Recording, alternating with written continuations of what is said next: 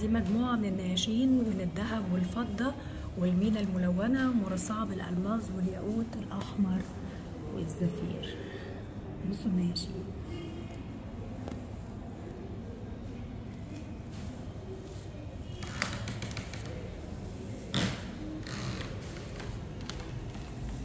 الأرض خشب فبتعمل صوت.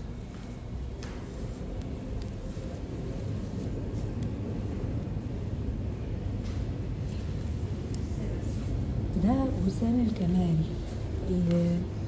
أعلى درجات الأوسمة اللي بيدوها للستات كان وسام الكمال ده للأسرة المالكة، بس عشان في ناس لو من عامة الشعب بياخدوه ده مرصع بالألماس، لكن لو حد هياخده من عامة الشعب غير الملكات يعني والأميرات فكانوا بيعملوا نسخة تانية منه بس من غير ألماس. أهي وسام الكمال وعليه تاج الملكي. أم كلثوم خدت وسام الكمال ده على فكرة.